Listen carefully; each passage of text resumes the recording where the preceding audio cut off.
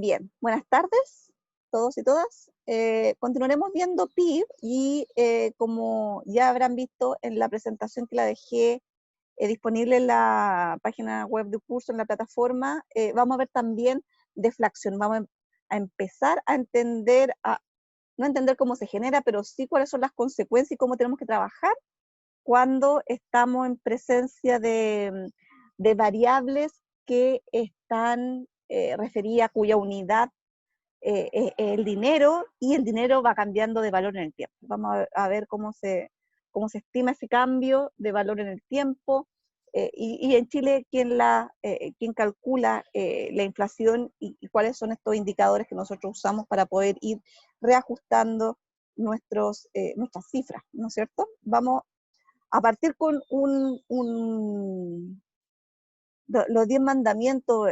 Dani Rodri, que es un economista muy reputado de la macro, y que él propuso en forma de broma, pero que es bastante cierto. ¿Cuáles son los 10 principios de la economía en general? Son los 10 mandamientos para el economista. Primero que la economía es una colección de modelos. No existe el modelo económico. Entonces, cuando alguien habla de el modelo económico, la verdad es que está hablando de otra cuestión que no es economía. En economía ustedes ya han visto varios, la teoría del consumidor, la teoría de la firma, etcétera.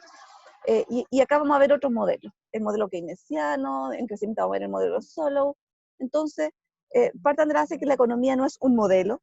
La economía, como cualquier disciplina, tiene muchos modelos, y como dice el punto 2, si hay un modelo, este no es el modelo. Hoy tenemos el modelo de teoría del consumidor. Si más adelante alguien plantea otro modelo que casa mejor con la evidencia, se abandona el existente y se adopta el nuevo. Así funciona la ciencia, el pensamiento científico, ¿cierto? 3 es lo que también decía Einstein: hagan su modelo lo más simple posible para efectos de entender el fenómeno que quieren describir, pero no tampoco tan simple, de manera que quede algo simplón, que no permita ser una herramienta útil para analizar situaciones y poder predecir, ¿no es cierto? Eso es lo que queremos hacer. El 4 es algo que nosotros sabemos desde que estudiamos álgebra, ¿no es cierto? De que B implica verdadero, puede ser, ¿no es cierto? Y por lo tanto, supuestos no realistas también. Eh, eh, pero que los supuestos críticos sean no realistas, eso no está bien, ¿no es cierto? Porque de repente estamos modelando algo que es demasiado distinto a lo que queremos modelar. Eh, en el mundo casi siempre vamos a estar encontrando el second best. El mundo no es perfecto, así como tenemos casos ideales, y los casos ideales son una pequeña fracción de todos los que existen. Bueno, acá también vamos a estar de repente hablando de, cuando hablamos, por ejemplo, en microeconomía, del mercado perfectamente competitivo. Bueno, no es la realidad siempre, porque existe la cuota de transacción, existe la simetría de información, etc. Entonces, en el mundo, generalmente lo que estamos observando, y en la macro se da mucho también, es el second best. Hay otras cosas que están en juego. Nosotros estamos preocupados de las grandes tendencias. Para mapear un modelo a la realidad necesitamos explicitar nuestro diagnóstico, y eso a veces es mucho más arte que ciencia. 7, no confundan el acuerdo entre economistas con la certeza de que esa es la forma en que el mundo es. Cuando hay un acuerdo en una disciplina, cuando es la visión predominante, no quiere decir de que estemos seguros de que es así. Lo que estamos seguros es de que hasta el momento ese es el modelo que mejor calza con lo que observamos. Jamás van a encontrar, a propósito, certeza y una opinión única entre todos los miembros de una disciplina. O sea, incluso todavía hay un grupo minoritario que cree que el cambio climático no existe. O incluso pueden encontrar hasta un médico que no crea en las vacunas. Puede suceder siempre. Y por lo tanto, también sospechen de cuando se le pone demasiado peso a estos individuos que están un poco en el pensamiento minoritario, ¿no es cierto? Lo otro, que es válido para cualquier profesional, pero también para la economía, porque ustedes habrán escuchado de repente en forma graciosa que a los economistas, bueno, le dicen los economistas, que está bien decir que uno no sabe. Si ustedes me preguntan, profesora, ¿usted cree que debo comprar dólares? Yo le voy a decir que no sé. Porque no tengo una bolita de cristal que me permita predecir el valor del dólar mañana. 9, la eficiencia no es todo, y eso ya lo tenemos claro hace mucho tiempo.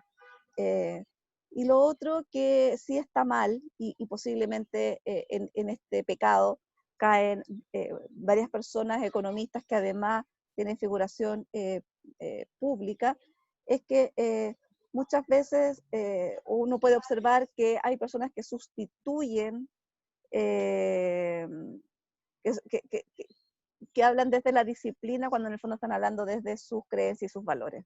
Entonces, también es parte de estudiar una disciplina, generar las capacidades para poder distinguir cuando alguien está hablando respecto a un resultado que sale de un modelo que es más o menos aceptado, que está contrastado con la realidad y se sostiene con algo que es algo personal.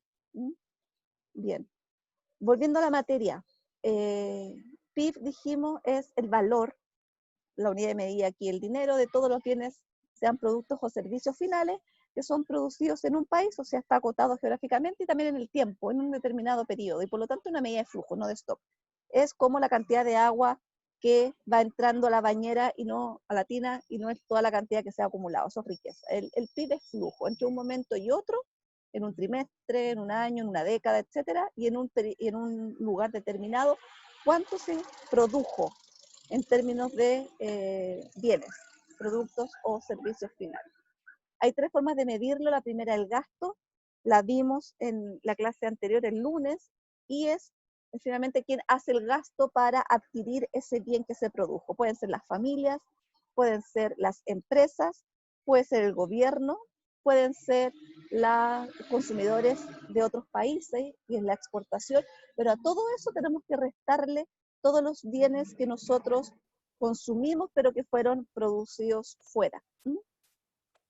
Entonces, PIB, vamos a ver más adelante que usamos la Y para denotar PIB, es consumo más inversión, también llamada formación bruta de capital fijo, más los inventarios, el gasto de gobierno G, y XN, que es exportaciones menos importaciones, lo que se conoce como exportación neta, y también lo pueden encontrar como saldo comercial o saldo en la balanza comercial. Las otras 2 formas de medir el PIB es por el lado de la producción y por el lado de los ingresos. Profe, disculpe. Sí, Carolina. ¿Podría explicar de nuevo eso de que es una medida de flujo? Como que es de un momento y otro. No lo entendí muy bien. Es una medida de flujo porque es lo que sucede entre 2 instantes del tiempo. Si tú hablaras de una medida de stock, por ejemplo, ¿cuál es la cantidad de todos los bienes que se han producido hasta hoy? Tú tendrías que hablar desde el origen de los tiempos, desde el origen de Chile, por ejemplo, hasta el día de hoy sería un acumulado. En cambio, el PIB está referido a un plazo. Tú no dices el PIB al día de hoy tú dices el PIB de este año, o el PIB de esta década, o de este trimestre. ¿Se entiende? Sí, sí entendí, muchas gracias. No es la suma de todo lo que se ha producido desde el origen hasta un momento del tiempo, sino que entre 2 momentos del tiempo. La inversión bruta es la inversión total, la inversión neta es la inversión que genera nuevos equipos, nueva maquinaria, nueva infraestructura, nueva construcción.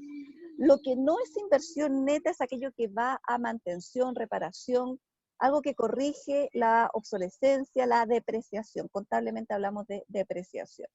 Y por lo tanto, la inversión, como obviamente tenemos una variable de flujo, todos sus componentes son variables de flujo. La inversión es una variable de flujo y corresponde a la diferencia del stock de capital entre 2 momentos del tiempo, ¿no es cierto? Y entre K T más 1 y entre K de T, la inversión sería K, que es el stock de capital, es decir, todo lo acumulado, T más 1, menos K en el momento T, periodo T, más lo que va no al stock de capital, sino que a mantención del stock de capital existente, que es el delta K sub T. Delta es la tasa de depreciación, y hay un número, una tasa, un porcentaje por supuesto, dependiendo de cada tipo. Edificios pueden ser 50 años, vehículos, pueden ser 8 o 5 equipos computacionales, pueden ser menos, etcétera, laboratorios, entre medio, carreteras, hospitales. Ahí cada uno tiene su tasa de depreciación. ¿Mm? Perfecto. Las otras medidas del PIB. Uno es por el producto, por el tipo de bien que se está produciendo. Y ahí el PIB es exactamente igual al valor agregado que se produce en cada etapa de producción. Acuérdense cuando hablábamos de no contabilizar 2 veces o más el mismo bien, y hablábamos del ejemplo del restaurante que vende sándwich, y que si contamos el sándwich, si contamos el pan, después la harina, etcétera, el trigo, todos cada vez estamos multiplicando un bien 4 veces o más. Por lo tanto, lo que se hace en esta contabilización del PIB es tomar en cada etapa de este procesamiento hasta que llega al bien final, el bien que lo consume o la familia o el hogar, la empresa, etcétera, es tomar el valor agregado. Y en el valor agregado es la diferencia entre el valor bruto de producción y las compras intermedias. El valor bruto de producción es el valor al que yo vendo el bien, que sale el bien de esta etapa, menos todos los insumos que yo necesité, más todo el trabajo que contraté, etc. Y por lo tanto el valor agregado. La clase pasada me preguntaban acerca de cuál es el PIB que aporta la corredora de propiedades. Obviamente la corredora de propiedades genera un bien, en este caso es el servicio, pero su servicio es el de la asesoría. Si yo vendo una bicicleta que compré, soy comerciante, por lo tanto compro la bicicleta y vendo la bicicleta, obviamente el valor bruto de producción va a ser la bicicleta que le vendí al consumidor que me la compró, pero el PIB asociado a mi etapa de comercialización, yo soy sector comercio en este caso, es la intermediación. La bicicleta yo se la compré al mayorista, por ejemplo. Obviamente el mayorista también generó valor agregado. Y lo que vamos haciendo en esta contabilización del PIB es sumar el valor agregado en cada etapa de producción, en cada etapa de la producción del bien final. Acá es útil recordar la diferencia entre factor de producción e insumo. El factor de producción es capital y trabajo, así lo vimos en microeconomía. El insumo son todos aquellos bienes que se necesitan para producir el bien final. En la bicicleta será la rueda, el manubrio, el sillín, etc. Entonces yo puedo haber comprado las partes por separada, yo lo ensamblé y lo vendí. Entonces ahí hay capital, trabajo y también hay una parte de utilidad que queda para el dueño de la empresa, ¿no es cierto? En este caso la que vende las bicicletas. La producción se debe valorizar a precios de mercado, que es el que además es el observable. Si ustedes pueden ver acá, este es un dato que sale también en el Banco Central, de ahí nos vamos a ir a la página del Banco Central para que vean dónde está, y este es el PIB por producto, por sector productivo. De acá ustedes también pueden tener una visión de cómo está compuesto nuestro PIB, cuál es nuestra matriz productiva. Abajo tienen el Producto Interno Bruto total y arriba está por sector económico. Casi 200.000 miles de millones de pesos en nuestro PIB y 6.000 de eso es agropecuario y silvícola. Imagínense que de aquí salen las manzanas, los tomates, las lechugas, silvícola se refiere a la árboles, entonces de acá también salen los troncos que luego se van a ir a la industria, por ejemplo, que está más abajo, la manufactura, y los van a generar, va a ser para generar, por ejemplo, celulosa, papel, imprenta, o los tomates que estábamos hablando se va al sector industrial, y esos tomates que salen del sector agrícola se incorporan al sector a la manufactura y produce con eso, por ejemplo, salsa de tomate. Entonces, cada sector agrega valor y la suma de los valores agregados es el PIB total. Entonces, en el agro, el sector pecuario, el sector silvícola agregado son 6.000, la pesca son 1.000, La minería, 18.000, donde obviamente el total, prácticamente el total es cobre, el resto es minería, metálica y no metálica, litio, molibdeno, etcétera. Y después viene industria manufacturera, que es 20.000, o sea, toda la manufactura es aproximadamente igual que el cobre, y es 3 veces más o menos todo el sector agropecuario y silvícola.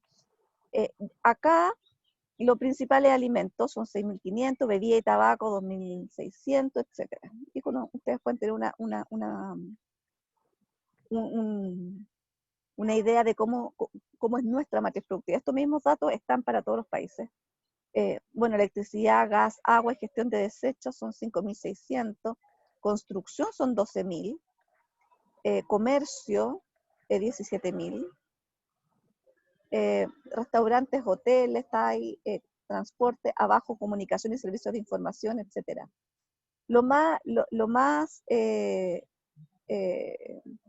preponderante de nuestro PIB, si se fijan, aunque a lo mejor ustedes no lo crean, son los servicios personales. Servicios personales llega a casi 23.000 del total de 200.000. Es harto, mucho más que todo el cobre o que toda la minería en su conjunto. Es más que todo el comercio, toda la construcción, son los servicios personales. El Estado, la administración pública son 8.800, para que vean el peso del Estado en la economía, de la administración pública en la economía. Los servicios financieros son 9.000.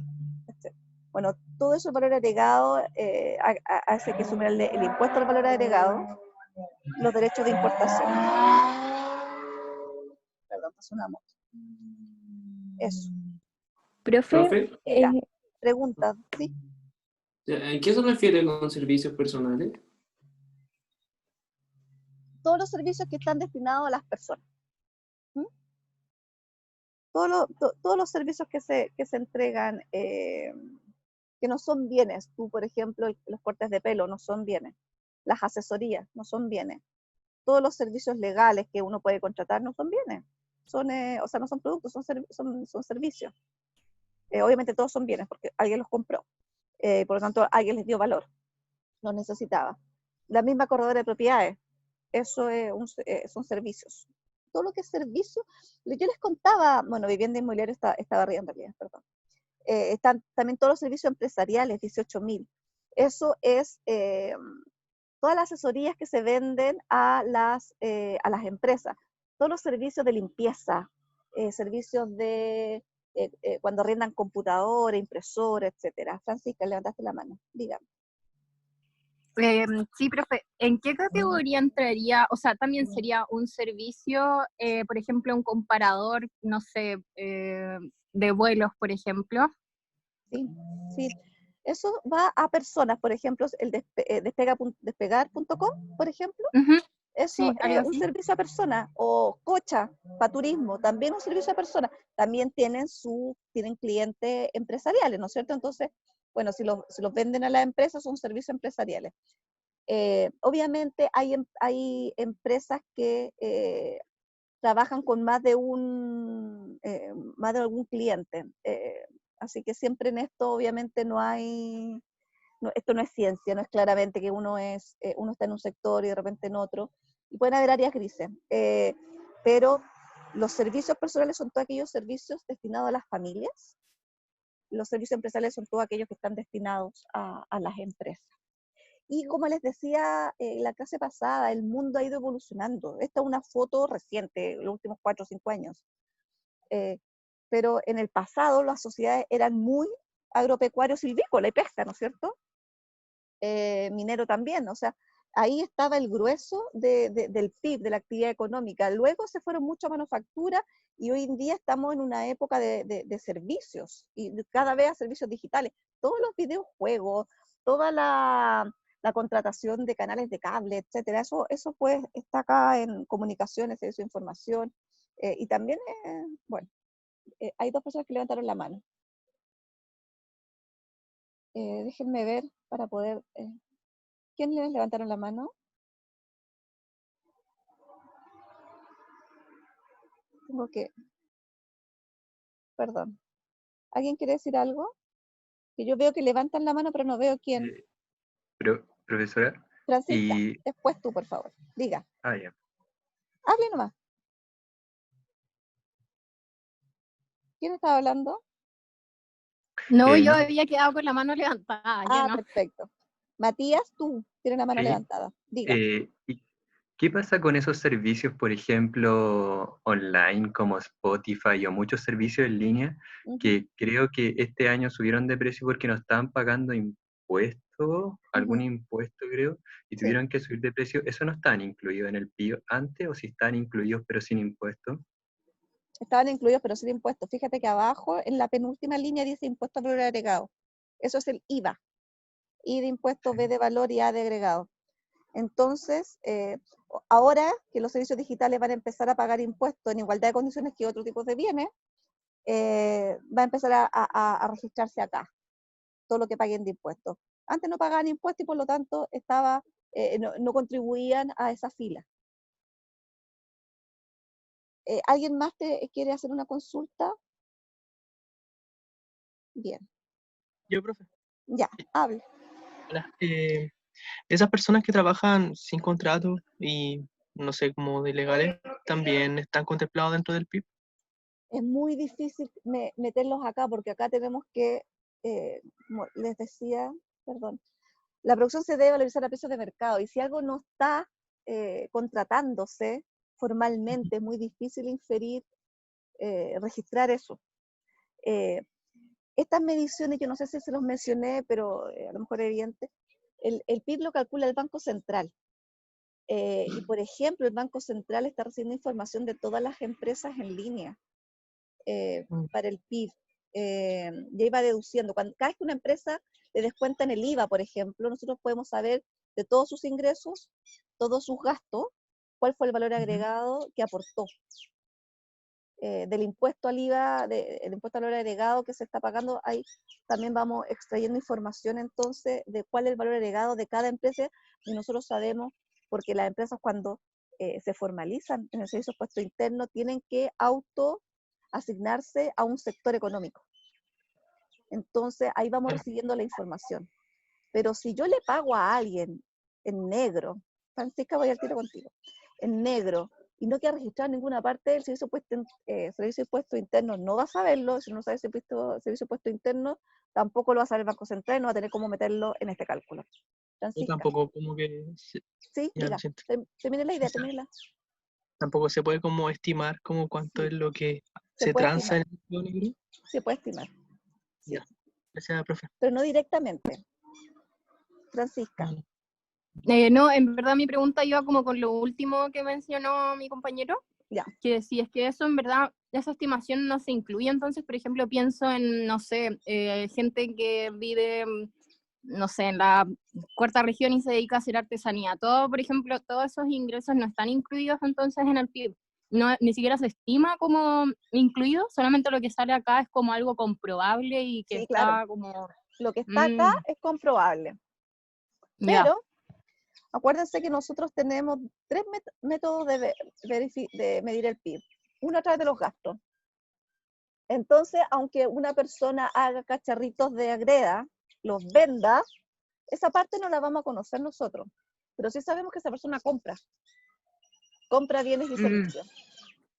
Entonces, por ahí, cuando se calculan el PIB de estas tres formas, no llegamos al mismo número, no llegamos a 200, 200 y 200. En los ejercicios que van a hacer mañana, sí, lo van a hacer de las tres formas y de las tres formas van a llegar a lo mismo. En el mundo real eso no ocurre. Y ahí es donde uno sabe que por un lado tú estás capturando más información que por el otro. Entonces dice, acá hay 20.000, por ejemplo, que yo no contabilicé y lo voy a distribuir de alguna forma. Lo voy a distribuir con que es un 80% comercio, que un 20% manufactura, por ejemplo. O es agrícola. Hay gente que no declara y lo vende nomás. 2 personas me levantaron la mano, pero no alcancé a ver quiénes eran. Gracias, profe. De nada. ¿Quién?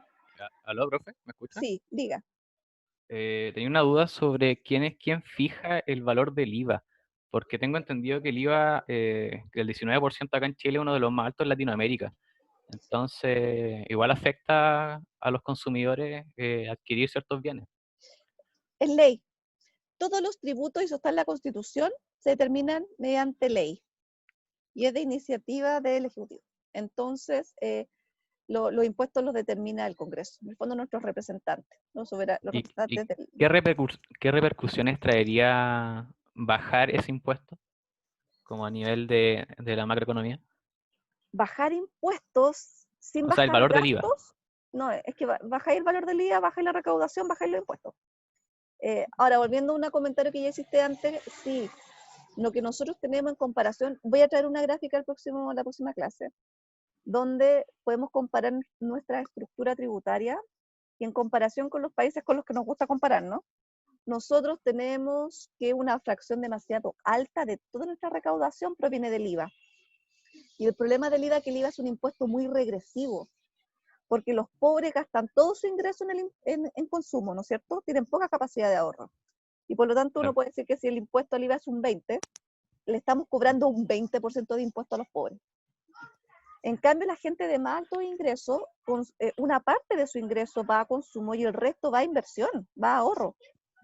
Y seguramente fondos de inversiones que tienen un montón de ventajas tributarias, etc. Entonces, de hecho hay un estudio que de hace algunos años que decía que los pobres pagaban impuestos por el 20 y tantos %, o por ahí, el decir más pobre y el decir más rico, o el 1% más rico, pagaban impuestos menos del 9%. Y por lo tanto, que tengamos una estructura tributaria muy focalizada, muy basada en el IVA, hace que nuestro sistema tributario completo sea regresivo. Por otro lado, Claro.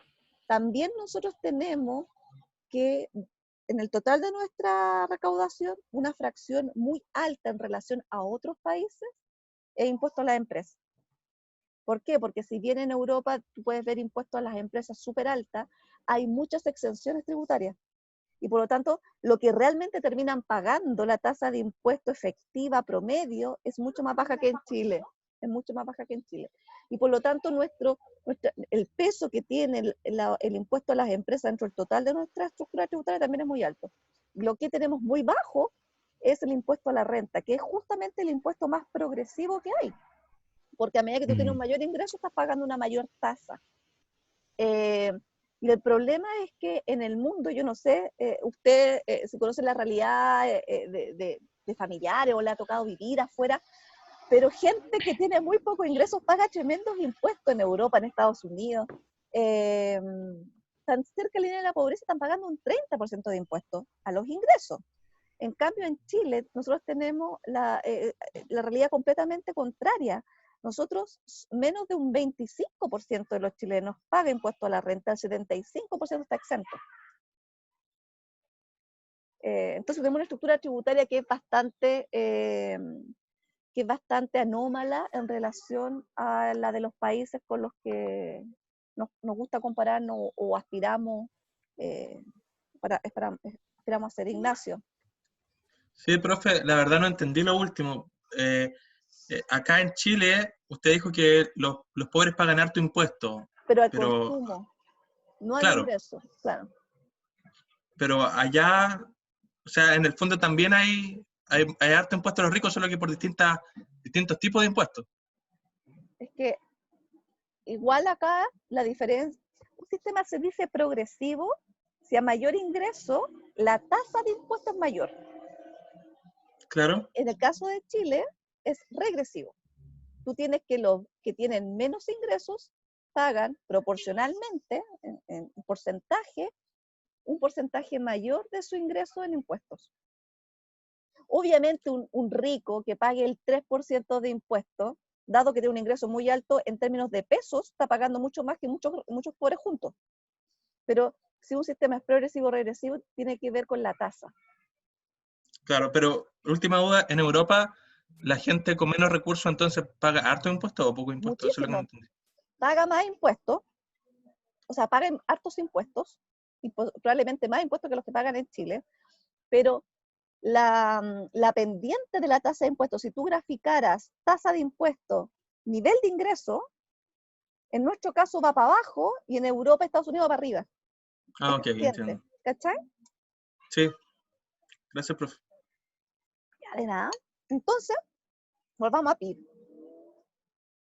La tercera forma de medir el PIB es a través de los ingresos. Y acá, el típico flujo circular de la economía que se trabaja o que se les muestra, creo que la primera y segunda clase de los cursos de microeconomía. Que incluso esta es la misma gráfica que uno usa para decir, bueno, vamos a separar entonces teoría del consumidor, vamos a ver los hogares, el box de la izquierda, con teoría de las firmas vamos a ver el box de la derecha, por ejemplo. Bueno, pero ¿qué pasa acá? Acá las firmas producen bienes y los venden a los hogares y ahí reciben ingresos, ¿no es cierto? Las firmas reciben el ingreso por ventas. Por otro lado, los hogares proveen capital y trabajo. Las personas que trabajan en la empresa reciben un sueldo, y ese es el pago al trabajo. Las personas que tienen un depósito a plazo, que tienen bonos, que tienen fondos mutuos, etcétera, están ahorrando, y esa plata no se queda en el banco ahí encerrada en una bóveda. Es plata que los bancos toman y prestan, y principalmente prestan a empresas. Entonces, eso es el capital. Y cuando uno ve que le reajustan o ganó intereses, bueno, esas son rentas al capital. Y esa plata también llega a las empresas, perdón, a las familias. Y las familias con esos ingresos compran bienes y servicios y pagan impuestos directos e impuestos indirectos. El impuesto indirecto, por ejemplo, el IVA. El directo es el impuesto al trabajo, va directo al Estado. Entonces, todo ese flujo de plata también se contabiliza, y por lo tanto, como decía hace unos minutos, el Banco Central tiene esos tres cálculos: por el gasto, por sector productivo y por los ingresos. Y ahí es donde puede ver y estimar cuánto hay de informalidad. Y se corrige. ¿Mm? Bien.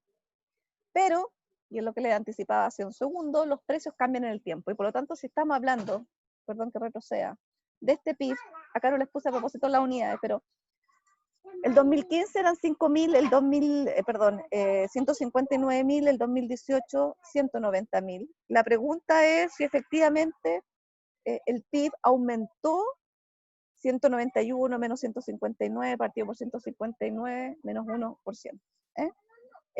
Y la pregunta es que necesitamos saber la inflación. ¿Por qué? ¿Por qué? Porque el PIB, acuérdense que es un proxy del bienestar, porque mide los bienes que está produciendo en la economía. Y por lo tanto, si lo que nos interesa es el bienestar, queremos saber si el bienestar está aumentando en un país y cuánto. Para eso necesitamos saber cuántos más bienes hay en la economía un año en relación a otro. Y por lo tanto, si estamos produciendo la misma cantidad de bienes y el aumento que se ve es netamente por efecto de mayor precio de estos bienes, no porque haya más bienes, entonces necesitamos poder corregir ese dato y poder tener una medida que nos hable de la cantidad de bienes y no de los bienes valorizados. Y para eso necesitamos trabajar con la inflación. ¿Qué es la inflación? La inflación es el aumento generalizado y sostenido de los precios de todos los bienes, productos y servicios de la economía, ¿no es cierto? Y está en relación a una moneda. ¿Alguna pregunta? Sí, veo dos manos levantadas, no sé de quiénes. Yo, Diga. una duda que usted enseñó como, habló como de dos métodos de medición del PIB, pero son tres. Son ¿No tres. va a hablar de ese? Sí, se hablé. Repito rápidamente. Ahora, ahí veo Ya. que Ignacio, el tiro voy contigo. Volvamos atrás. Acá está. Gastos, producción e ingresos. El de gastos es C más I más G más XN. El de producción es a través de los sectores económicos y se mide con valor agregado. Y el de ingresos es este. Tiene toda la razón. Muchas gracias. Ahí está. Había otro compañero que había, Ignacio, creo. Sí, era yo, pero era porque se me había quedado de la vez pasada. Ah, perfecto. Bien. Entonces, ¿qué es la inflación? En simple, el aumento generalizado y sostenido de los precios de los bienes y servicios de la economía, en relación a una manera. La inflación se refiere al peso, a la inflación del dólar, la inflación del euro, etc. Y la inflación es un fenómeno que siempre va a estar presente en la economía, y es natural. y que así sea, más allá de un periodo hiperinflacionario que vamos a entender cuáles son las causas, pero nosotros mismos como personas, como agentes de la economía, empujamos los precios para arriba. Cuando, por ejemplo, pedimos aumentos de sueldo, cuando queremos cambiarnos de un trabajo a otro porque nos ofrecen más. Las mismas empresas también van a tratar de vender sus bienes un poco más caros, ¿no es cierto?, para ganar un poco más, para levantar recursos, para poder invertir, etcétera.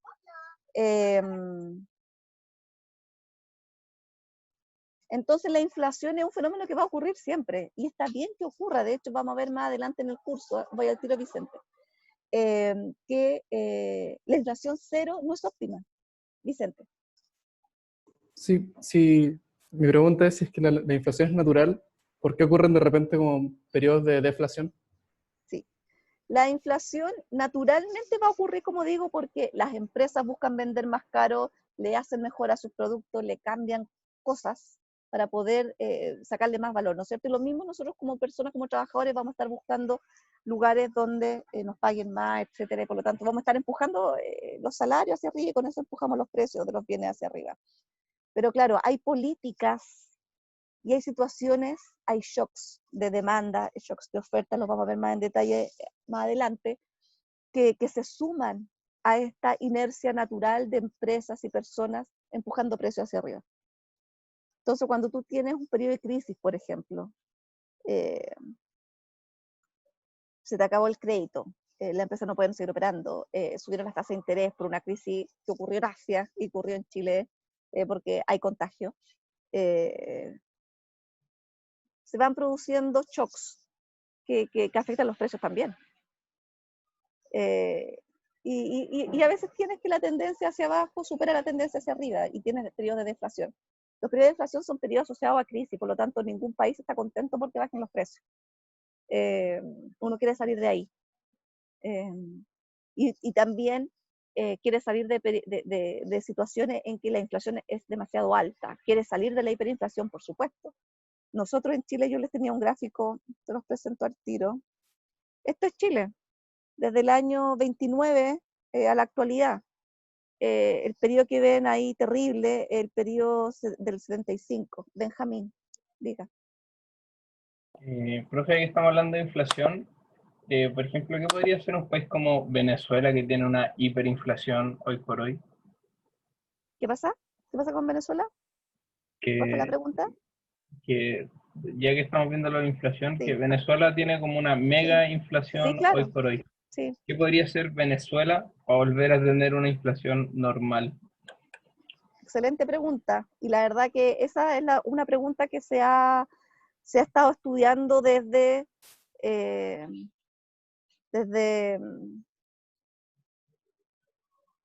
comienzo del siglo pasado, de la Gran Depresión, cuando surge la macroeconomía como disciplina, la macroeconomía moderna como disciplina, surge en la Gran Depresión. De hecho, si ustedes han escuchado, han leído, Keynes es el padre de la macro.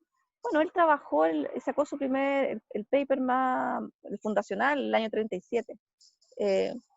Y todos los desarrollos han sido para responder preguntas como esa. ¿Cómo logramos una economía que crezca? ¿Cómo logramos que una economía se recupere si ha venido una crisis? ¿Qué hacemos cuando hay periodos de hiperinflación? Y eso lo vamos a estar respondiendo, yo creo, al final del módulo 2. Pero para allá vamos, estamos construyendo recién las bases para poder entender cómo se produce la inflación y después tener las herramientas para entender cómo podemos combatirla. ¿Alguien tiene una pregunta? No alcancé a ver quién era. ¿La UEF sirvió para regular la inflación, Raúl? Excelente pregunta, porque la UEF no sirve para regular la inflación, la UEF es la inflación, es una medida de inflación.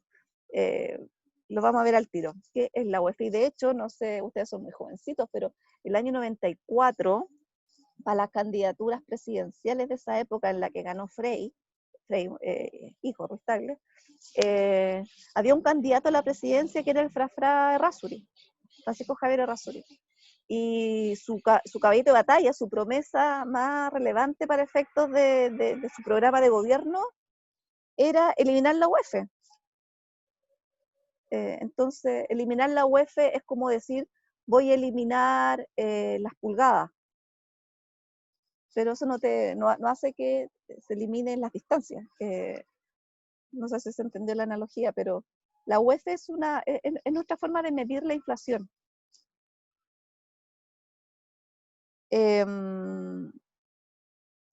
Rápidamente. Entonces la inflación es el cambio del valor de una moneda en el tiempo.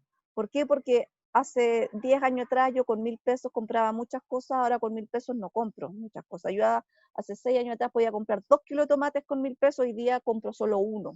Eso es inflación. Los 1.000 pesos siguen siendo 1.000 pesos, pero la capacidad de comprar bienes bajó. Y acá está lo importante. Nosotros en el fondo tenemos que... Nosotros cuando analizamos la macro, analizamos dos lados de la macro.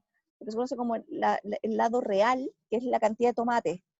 Y después está el lado monetario, cuando hablamos de la moneda, de los valores en pesos. Tenemos que poder, entonces, aislar siempre las variables desde una componente nominal a una componente real. Y ese fenómeno, bueno, esta es la inflación en Chile desde el año 90, y el hito importante que generó esto, de tener en Chile una inflación baja y estable, fue la autonomía del Banco Central. La inflación la mide el INE, es el Instituto Nacional de Estadística. Yo quiero ver esto en más detalle la próxima clase, pero quiero quedarme con esto.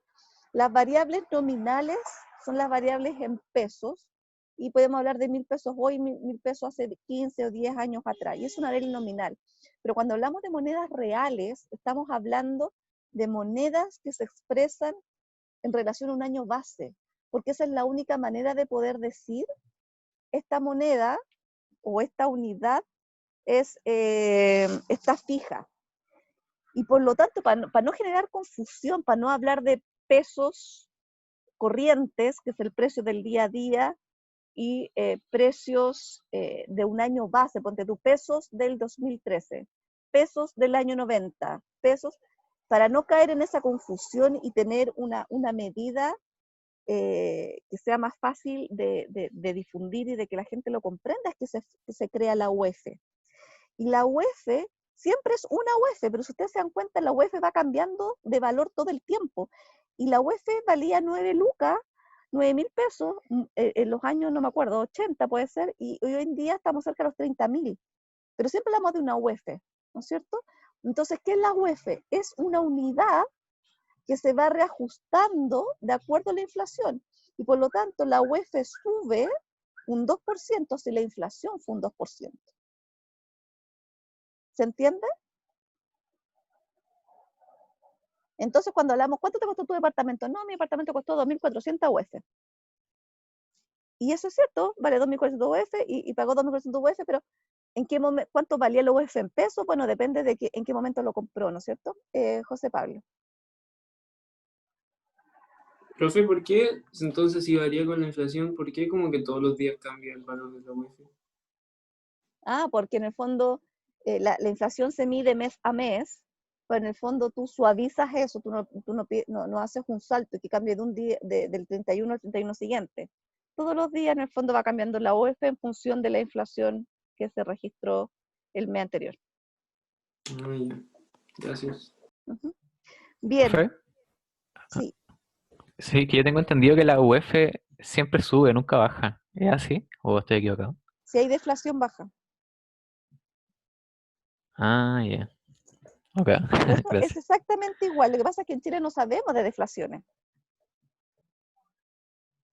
¿Hay alguien más que tiene duda?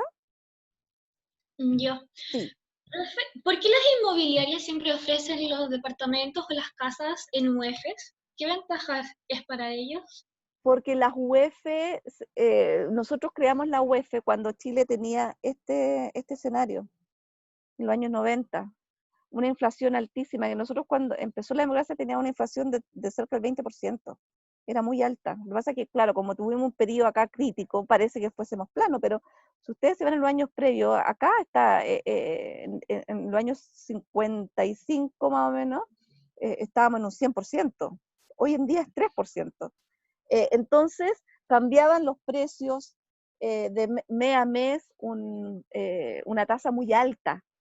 Entonces, todo se fue denominando naturalmente en UF.